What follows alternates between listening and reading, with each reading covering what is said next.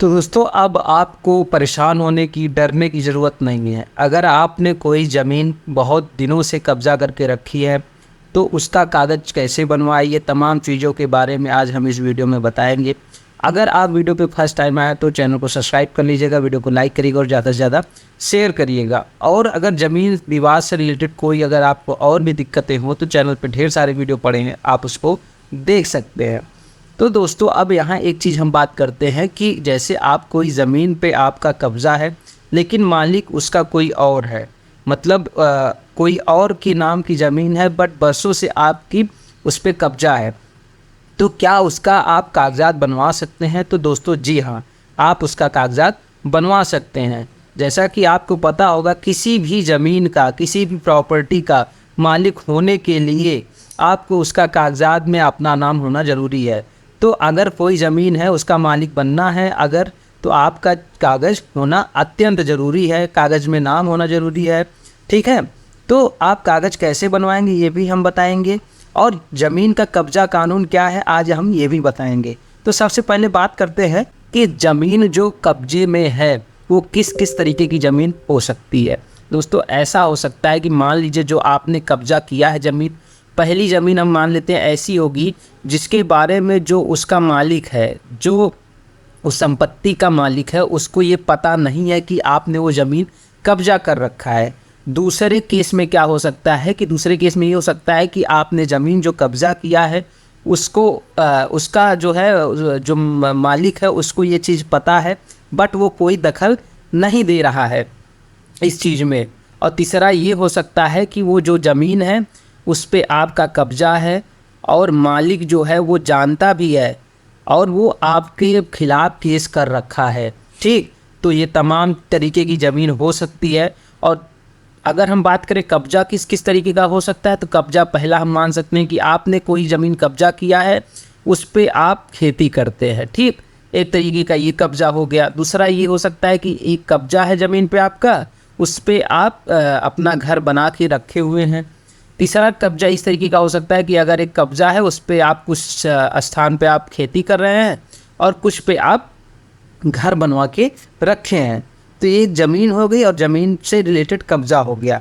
अब ये प्रॉब्लम जो है यही प्रॉब्लम मेन देखी जाती है हमारे ज़मीन विवाद अगर है किसी तरीके का, तो यही प्रॉब्लम मोस्टली देखी जाती है। तो इन तीनों तरीके की प्रॉब्लम का मैं आपको सल्यूशन बताने जा रहा हूँ।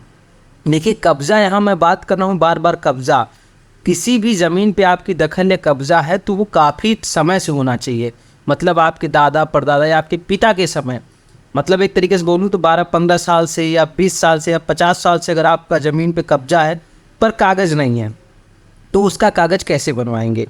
तो सबसे पहले दोस्तों आपको अपने पंचायत स्तर पर उसका कागजात बनवाने की प्रक्रिया स्टार्ट करनी चाहिए।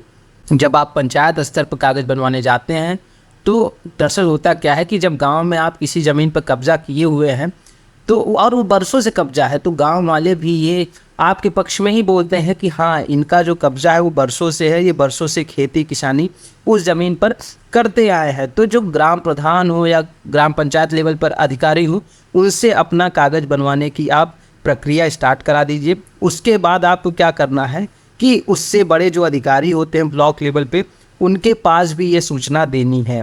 दोस्तों ऐसा नहीं हो सकता कि आप किसी ज़मीन पर कब्ज़ा किए हैं और अधिकारी को ये सूचना दे तो अधिकारी आपको कब्ज़ा हटा देगी। दोस्तों ऐसा अभी कानून में नहीं कहीं है कि अधिकारी आपको अपने कब्ज़े की ज़मीन से बेदखल कर दे। बस कब्ज़ा आपका लंबे समय से होना चाहिए। अगर कब्ज़ा आपका हाल फिलहाल का है तो उसमें जो अधिकारी हैं आपके खिलाफ एक्शन ले सकते हैं। तो आपको अधिकारी के यहाँ वो चीज़ बताना है कि इतने सालों से हमारा कब्ज़ा है, हम इस पे स्थायी रूप से कृषि करते हैं, स्थायी रूप से हमारा घर है, तो इस पे हमको हमारा कागज़ में भी हमारा इसका नाम दे दिया जाए, हमें इसका मालिकाना हक दे दिया जाए। उसके बाद अधिकारी क्या करता है, धीरे धीरे वो अगर ये देखता है कि कब्ज़ा आपका बरकरार है, वो पंचायत स्तर पर छानबीन करेगा। उसके बाद क्या करेगा, जैसे कोई भी संपत्ति होती है तो उसका मालिक उसके लिए लैंड टैक्स पे करता है। तो धीरे धीरे क्या होगा कि जो मालिक है उस संपत्ति का, उसका लैंड टैक्स कटना बंद हो जाएगा और वो लैंड टैक्स आपके नाम पर आ जाएगा। उसके बाद तमाम कागजात जो भी होते हैं धीरे धीरे प्रक्रिया के दौरान आपके नाम चढ़ जाएंगे। ये तो हो गया कि ज़मीन को आप इस तरीके से कागज़ बनवा सकते हैं। दूसरा चीज़ ये है कि मान लीजिए कोई ज़मीन है जो आप 12 साल पहले, अब कब्ज़ा कानून की हम बात कर रहे हैं, जैसा कि ये कानून पुराना है काफ़ी, उसमें ये कहा गया था कि कोई भी ज़मीन अगर 12 साल से ज़्यादा आप उस पर कब्ज़ा किए हैं तो एक तरीके से आप उसके लीगली हकदार हो जाते हैं, मतलब कानूनी रूप से आप उसके असली दावेदार हो जाएंगे। तो अगर ज़मीन 12 साल से पहले की है तो अगर केस होता है तो आपके फेवर में फैसला आने की चांसेस बहुत कम होता है।